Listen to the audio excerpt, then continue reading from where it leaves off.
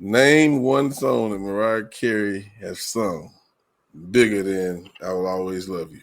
Usher's technically a better vocalist than R. Kelly. Way more tools. David Ruffin, hit or miss. It's like so. I think it's a little different when it's coming from a peer who is the best at what they do. Big Business Podcast. Omarion. Mario, it be hit or miss for me sometimes. Say less. So, Jizzle, what's your thoughts on what you just heard, man? I mean, you listening to Mario, and he's talking about Omarion. My first thing, if we gonna do the R&B competition between those two, who can sing better? Oh, Mario, most definitely. Most definitely. You said, "Oh, Mario." Mario. Okay. Mario. Okay. Yeah. I mean, from what I've heard, I do think, yeah, Mario. He can talk this shit. I will say that. He can talk this shit. Do I think Cameron is fishing for a clip? Yes. I do. He's fishing for a clip, and he got his clip from Mario.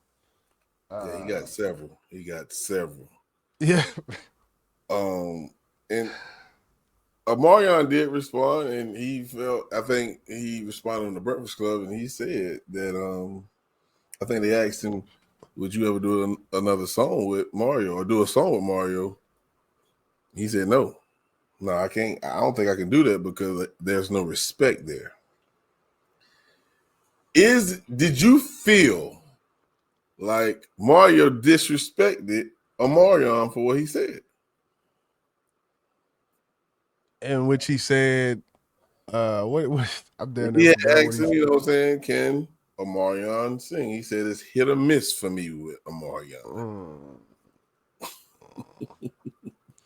Is that disrespect or is he just giving his honest opinion? I mean, give me your honest opinion. If you have a rapport with someone and your honest opinion is something, you may not want to put that honest opinion out in the public like that. Like there's like, you know how to use your words, right? You know, is hit or miss disrespectful. As a singer, I'm not gonna take nothing. As a rapper, I'm not gonna take nothing disrespectful. I'm gonna look at you like you don't know what the fuck you talking about. But you know, if someone say, you know, hey, YJ man, he hit or miss, and to me, hit or miss, that's not actually a diss because to you, I'm hit or miss. But some people, it's hit or hit. So, and I know what I do. So it's like, I mean, everybody who is not hit or miss. Myself, I'm hit or miss. You know, Eminem is hit or miss. Any artist you name is hit or miss. Hell, David Ruffin, hit or miss. It's like, so. I think it's a little different when it's coming from a peer. Right. And we know that Omarion been in the game longer than Mario. And I think that's the thing that bothered Omarion, because he actually stated it. He said, you know, my longevity and actually was here first. That should say a lot. That should say enough. Right. That wasn't a coincidence that I got more years in this game than he do. He almost had me, but I can't say that's necessarily true. You got your break before he did. True. You know what I'm saying? It's a lot of artists out there that's dope as hell that still haven't covered their break yet, man. Does that make them a worse artist than you because you caught yours first? Not at all. Nope.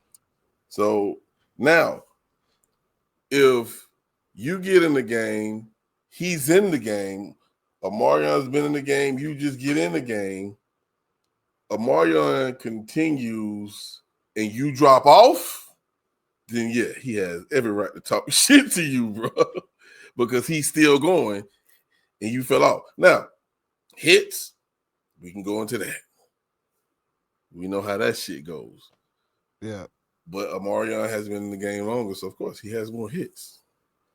Yeah, and I think he had a second with the O shit. Like he had the B2K shit, but he actually did have success as a solo act. Mario, he came out solo, been solo, so that's kind of what he has to go off of. So it, I don't know. I think some singers, excuse me, they get a rap. After certain things, you just get a rap and you get labeled a certain way. He talked about Jacquees, and I think that Jacquees, he shouldn't belong in some of these discussions At all. with some of these guys who can really blow. I feel like he makes music that a lot of people like though, and he's been doing it for a long, since he came out. Never really stopped. Like always, he's been doing it. So there's something to be said for that as well. Absolutely. I mean, the question is simple. Can he sing? And going back to the last artist you just named, which is Jacquees, I'm gonna ask you simple as this: who sings better, Jacquees or Omarion, bro? I would say Omarion. Hell yeah! And when Mario said Jacquees, he was like, "Yeah, he can sing. He can sing." And I'm sitting here thinking to myself, but you just said Omarion can't, or Hit it's or hit or miss. miss. But he said he can sing, he can sing, he can't sing. It's a difference. I give him that. Yeah, Because I do feel like that is true. There's a difference in singing and singing. Taylor Swift can sing. Oh yeah, she can sing. But Jasmine Sullivan, are is she in the same category with a Jasmine Sullivan? Or no. some of these females out here blowing like that? Like, nah, she's not. It's a different style of music. With the style of music Jasmine Sullivan does, she has that. Yes, it's a whole different lane. It's not singing, it's singing. Banging. Yeah. Yeah. I get it. Cam was fishing for some clips, but like you said earlier, I think he could have answered it because I thought that him and Mario had a friendship, and I think just from that interview, that shit dead in the waters, bro. Shit dead in the waters. I don't know how close they was, but definitely, if you have a certain type of rapport, son, who knows? The friendship might have just been business. His manager and my manager did past work, so we just got songs together. It might have just been that. I don't know. They never was in a group together, so I don't know the extent of that friendship, but yeah, you would think it wasn't that close to say something like that. Hit or Mario, miss. think I can dance better than you, nickel. Right. And the thing is, like, if he would have said, Omarion, he's hit or miss, but I am too. Like, simply saying that, you would have cleaned up anything. Any confusion, any miscommunication, you would have cleaned up all of it. Like, Cam would have let that shit ride. He'd have digged a little further. Nah. yeah, he would, because that's what he did that entire time. He's like, he answered the question, for real. Oh, so you mean under what you think? Like he's trying to pull this bullshit out. And hey, man, I don't blame him. He got a show to run. He got a show to do. Absolutely. So, speaking of the competition, and this really wasn't. This next one that we're going to talk about had nothing to do with either artist saying anything about them. Right. What I mean is, Kels, Usher, they had nothing to do with this interview. But the question was asked, Or I think maybe Tank just made the statement that, matter of fact, just roll that beautiful beat footage, my nigga. Actually, him turning R&B into this rap thing that was like, whoa, what is this? He framed it in a way to where it's like R&B singer was like, I gotta get a chain? Just before we get into it, didn't Jodeci do this? What he's saying? Like, I'm trying to feel like yeah, let's get into that. Let's get into that later on. Yeah, okay. Because I feel like he giving credit to Kels for something Jodeci did and something that other people do addition. Like, we seen that before. Them niggas was on there. Dope, nigga. R. Kelly made it so you had to get Tim's. Yeah. It can't be too soft no more. Usher's technically a better vocalist than R. Kelly. Way more tools. I thought you said you can't say that type of stuff, though. Tank says Usher's technically stronger than R. Kelly, then breaks down one moment in Climax that he claims R. Kelly couldn't hit. The way he explains it catches the whole room off guard. I was gonna leave this voicemail. I know you didn't say he was better than R. Kelly couldn't have sang Climax. Not many people could have sang Climax. So I'm gonna pause it there, just from what they saying so far, man. I think it holds some truth to it. Yeah. What's your thoughts on that? It does. You know, I'm an R. Kelly fan. That's my favorite R&B singer of all time. And Tank is number 3 on my favorite list. So what he says holds weight to me. But as a fan of R&B and as a listener, he's right. He is right. Think about Climax and those notes that Usher hit. Kel could not have done that, bro. And see, when Kels goes into his higher register, his voice goes soft. His breath is it's like low when he goes into those higher registers because he doesn't have that power. He doesn't have that same diaphragm Usher got.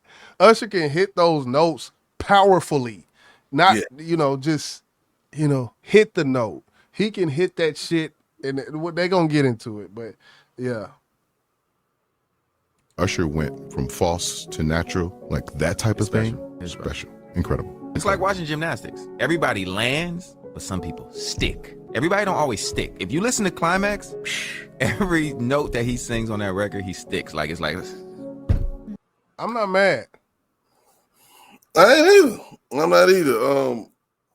Whether it's from sports to entertainment,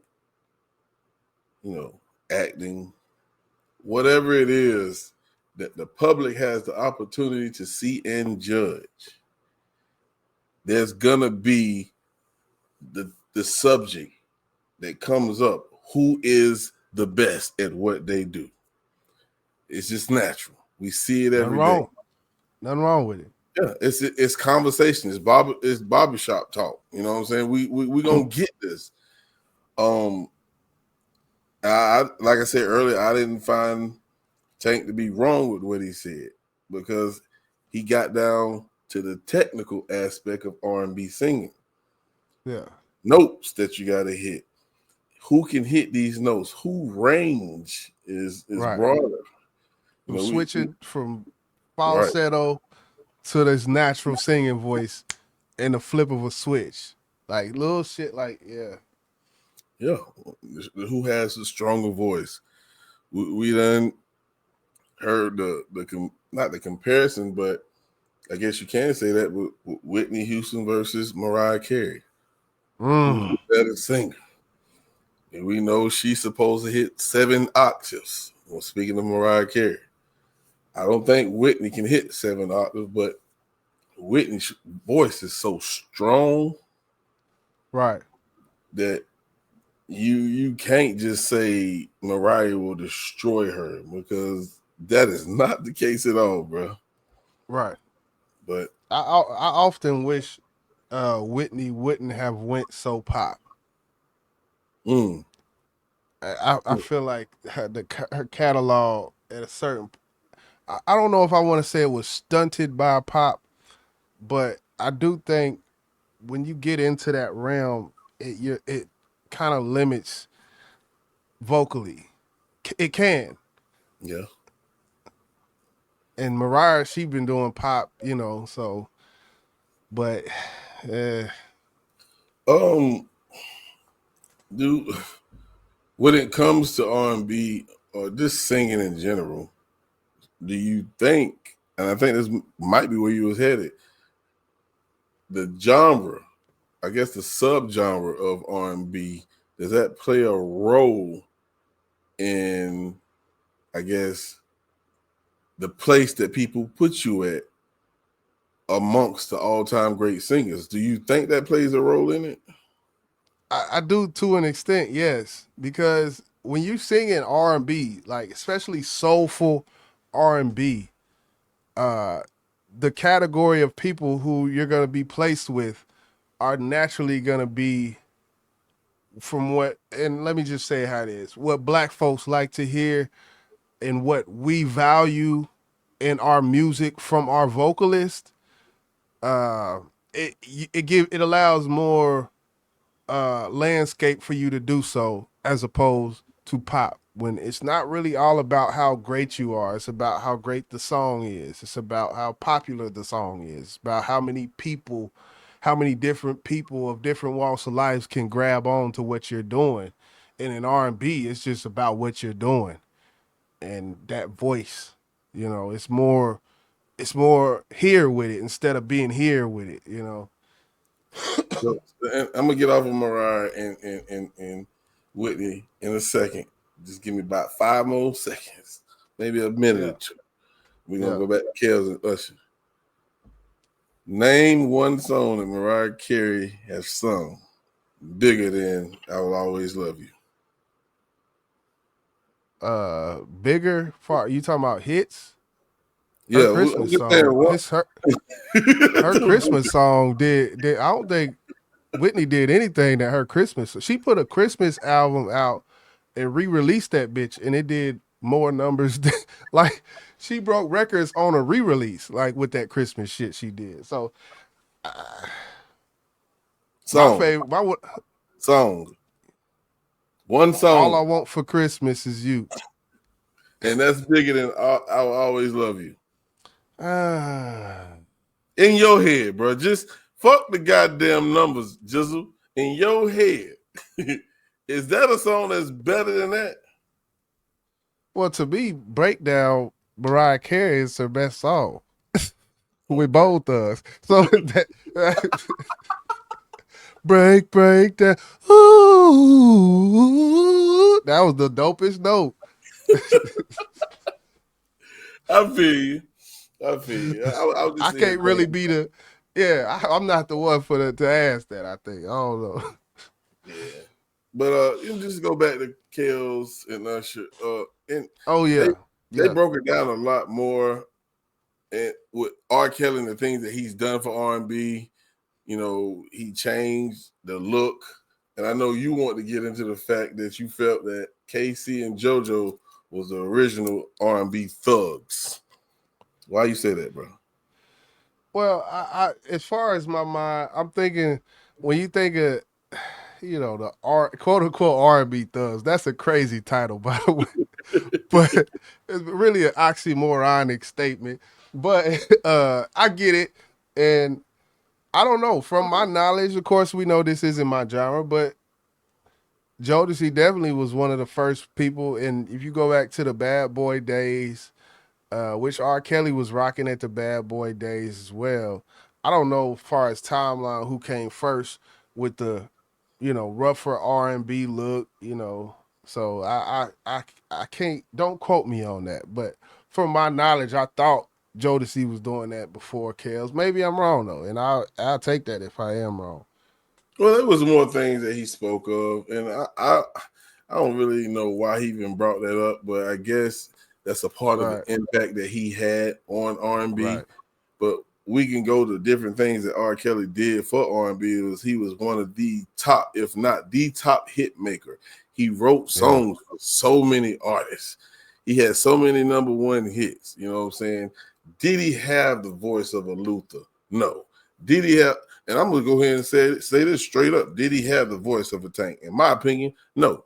But this dude did so much for R&B you cannot leave him off as right. the king of R&B because of what he's Yeah. done. So and that's how I feel.